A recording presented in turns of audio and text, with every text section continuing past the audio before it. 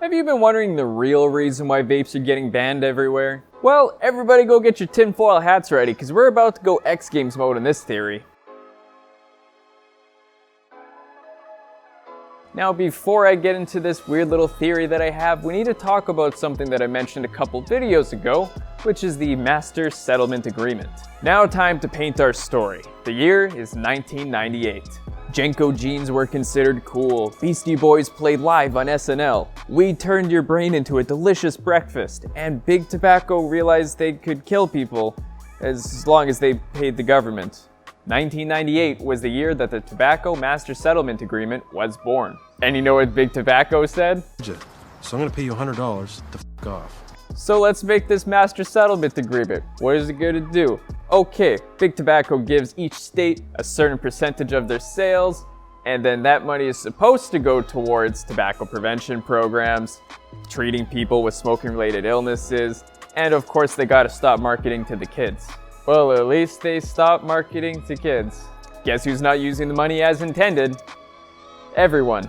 So unsurprisingly, these states were using it to fill budget holes, pay off their debts, or you could be like good old Carolinas, North and South, and use it towards more tobacco. Now that's a big yikes. So South Carolina used 15% of their MSA money towards more tobacco production. And then you go up a little bit and our boys in North Carolina use 75% of their Master Settlement Agreement money that's supposed to be used towards getting rid of tobacco to help out private growers, help out more tobacco production, more tobacco, more tobacco, more tobacco. Excuse me?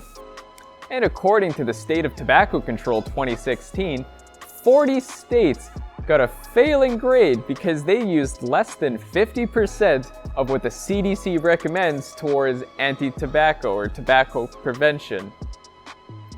Not even 50%. What if I told you that the United States used $470 million towards tobacco prevention, even though they got $26 billion? Not like healthcare is a big problem in the US right now or anything.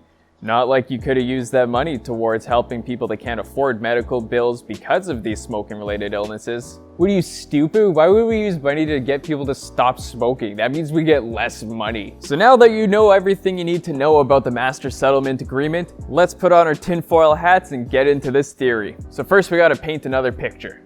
The year is 2019. People are ripping fat clouds and Big Tobacco is noticing a big hit in their profit margins from vaping. So Altria throws their pocket change and buys a 35% stake in Juul for a mere $12.8 billion. If you can't beat them, join them, right? And after that happened, I was just kind of sitting at my desk thinking, sabotage! That's a Beastie Boys joke. Also, should I mention that the CEO of Juul actually just stepped down and now it's one of the VPs of one of the tobacco companies taking that over?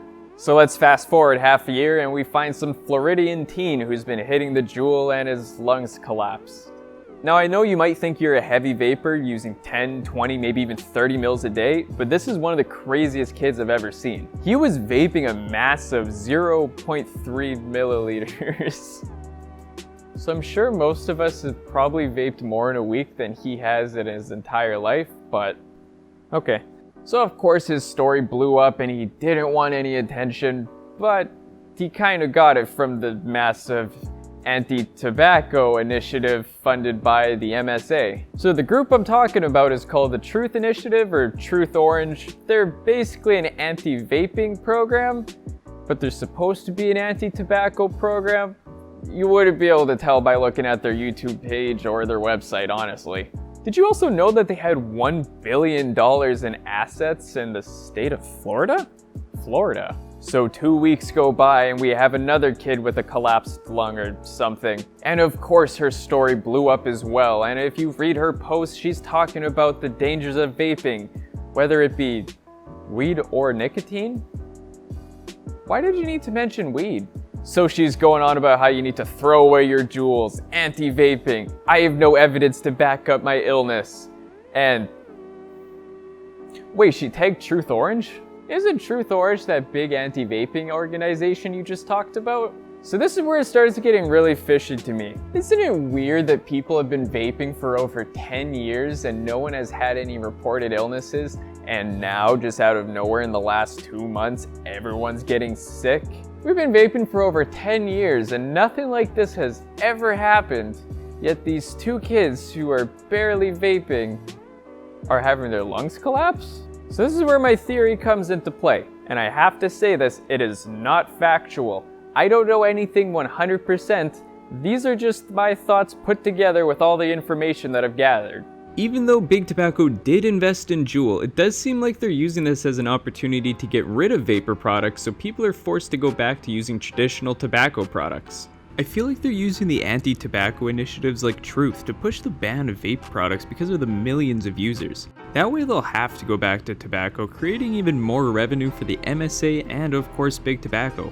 Now let me point out a couple observations that I've had to make during this. The vast majority of these patients that have been hospitalized have actually admitted to using black market THC cartridges. Now one of the other things is the fact that a lot of these black market THC cartridges were found in states that had no recreational use of cannabis.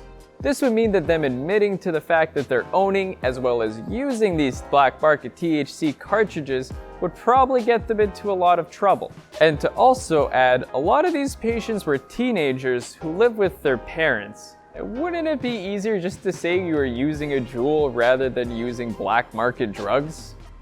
Oh, breaking news. More studies have come out about talking about the use of vitamin E oil in illicit THC cartridges, along with the pesticides like I mentioned a couple videos ago. Oh yeah, and did I mention the fact that vitamin E oil does not mix with water-soluble products like vape juice? They're always talking about how vaping leads to smoking, even though it's literally designed to get people away from smoking. No one's starting to smoke cigarettes because they want to quit vaping. They want to get rid of fruit, mint, dessert, etc. flavored vape juice and just keep tobacco flavor.